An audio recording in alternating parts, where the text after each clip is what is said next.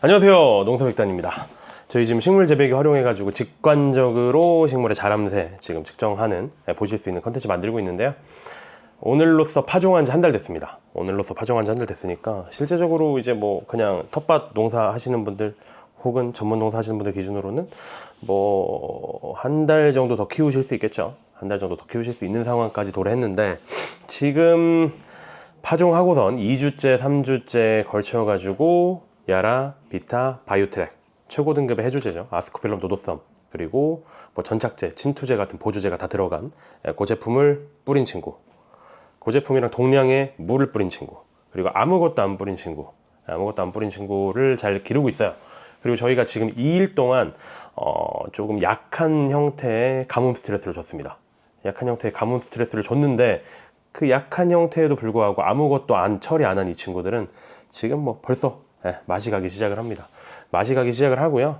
그렇게 잎 같은 거 만졌을 때 입의 탄력이나 활성 같은 걸 봤을 때는 꼭 뭐랑 유사하냐면, 색깔은 그렇지 않지만 왜 황소독 잘못하면은 잎들 엽록체 다 파괴되고선 되게 활력 잃는 잎들 있잖아요. 그런 잎들이랑 되게 비슷해요. 되게 비슷하기도 하고, 그리고 전형적인 그 엽채류라든가 배추 같은 거 여름에 좀 이제 강우 같은 거 세게 간다라거나, 아니면 강우가 아예 없어가지고 좀 이제 말라 죽는다거나, 그렇게 했을 때 좀 그 식물 자체에 좀 뭐 썩는 냄새라고 해야 될까? 아무튼 이취 그런 것들이 좀 나기 시작합니다. 그에 반면에 지금 야라비타 바이오트랙을 뿌린 곳이랑 동량의 물을 뿌린 곳은 사실 겉보기 등급 차이로는 그렇게 큰 차이가 보이지 않습니다.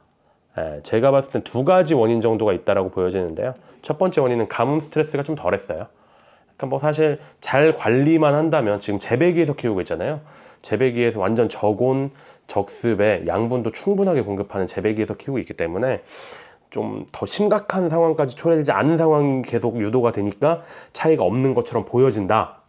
가뭄도 너무 약하게 왔다라는 게 이제 첫 번째고요. 그래서 오늘 같은 경우는 조금 더 가뭄 스트레스를 강하게 줘볼 겁니다. 이제 이틀이 아니라 4일을 줘볼 거고, 잘 견디게 하기 위해서 다시 한번 연매십을 시행할 거예요.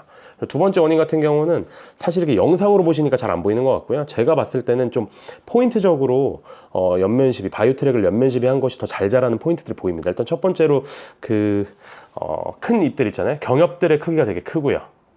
경엽들의 크기가 되게 크고, 경엽들 자체를 만져보았을 때도 훨씬 더 이 친구들이 두껍고 단단한 경엽으로 잘 형성이 되어져 있는 것 같고, 그리고 신엽들 있지 않습니까? 신엽들이 지금 세포 분열이 잘 돼서 그런 건지 모르겠는데, 이제 신엽들의 개수가 더 많습니다.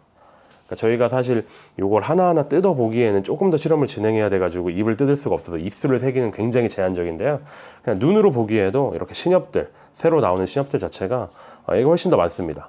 훨씬 더 많고요. 그리고 양분이랑 좀 이제 뭐 아포플라스트랑 심플라스트가 잘 됐다, 그래갖고 뭐 양수분 흡수가 잘 되고 있다라고 보여지기도 하고. 그리고 좀 특이한 점이 이 친구들은 좀 입이 말려 있는 친구들이 많이 보입니다. 아무래도 좀 제일 많이 증산압이 걸리는 이런 경엽들 위주로 지금 입이 말린 것들이 상당히 많이 보이거든요. 활력을 잃고 말린 것들이 보여서 이 부분 같은 경우 강합성 효율이 많이 떨어지게 되고, 기공이 충분히 열리지 못하니까 양수분을 열심히 흡수를 하기 위해서 저희가 또 공급을 한다고 해도 자람새의 차이가 보이지 않을까. 그의 반면에서 바이오트랙을 뿌린 곳은 입이 말린 게 지금 제가 봤을 때는 없습니다. 그래서 이런 좀 미세한 차이들이 있다. 미세한 차이들이 한 달까지 저희가 더 키워올 예정인데, 한 2주, 4주 정도 더 키울 예정인데, 그때가 되면 더 심화돼서 나타날 것 같다라는 점까지 말씀을 드리고요. 그래서 오늘은 다시 정리해서 말씀을 드리면, 파종 4주차의 식물 재배 실험이고, 세 번째 연면 시비, 2주차, 3주차, 4주차의 세 번째 연면 시비를 진행을 할 겁니다. 바이오트랙, 동량의 물, 아무것도 안 하는 거 진행을 하고 나서요, 이번엔 조금 더 빡세게 4일 동안 가뭄 스트레스 주도록 하겠습니다.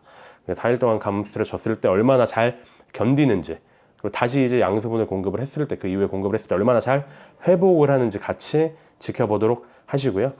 이제 두 번째 실험이죠.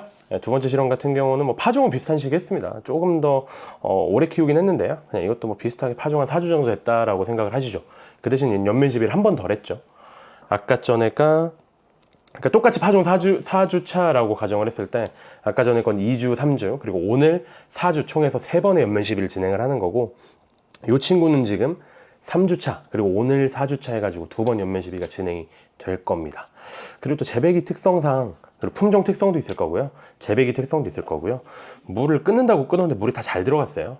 잘 들어가가지고 실제로 말라 죽은 친구들이 없습니다. 그래서 요거는 좀 재배기의 특성을 감안해 주셔야 될 것 같고, 그래서 지상부 부분을 보기 전에 이게 지하부 부분을 좀 보이실지 모르겠어요. 요 친구가 바이오트랙, 요 친구가 물, 요 친구가 아무것도 안 한 건데요. 이제 아무것도 안 한 부분에 좀 뿌리 도는 거를 좀 잡아주시겠어요? 한 요 정도 돕니다. 네. 백색의 신근을 좀 잘 봐주시면 될 것 같아요. 그러니까 그리고 신근뿐만 아니라 이거를 포트에 좀 이제 근이 돌아간 게 좀 보이실지 모르겠습니다.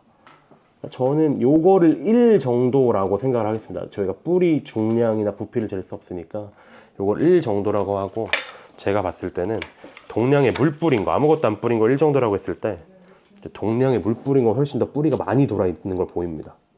잘 돌아 있어요. 제가 봤을 때 이게 한 1.3, 1.3 정도 보면 적합할 것 같아요. 이 친구들 보면은 뿌리가 아주 잘 돌아 있죠. 이제 그 포트 밖으로 나와가지고 서로 막 지금 이걸 WWW에서 우드와이드 웹이라는 표현을 또 하더라고요. 이건 또 재밌는 얘기가 있으니까 이건 나중에 제가 말씀을 드릴게요. 마지막으로 이제 바이오트랙 뿌린 겁니다. 뿌리 보이세요? 여기 나와 있는 거? 네, 하단에 뿌리 나와 있네요. 이 뿌리 같은 경우는 저희가 인위적으로 뭐 또 좀 제어를 한다라거나 유도할 수는 없잖아요.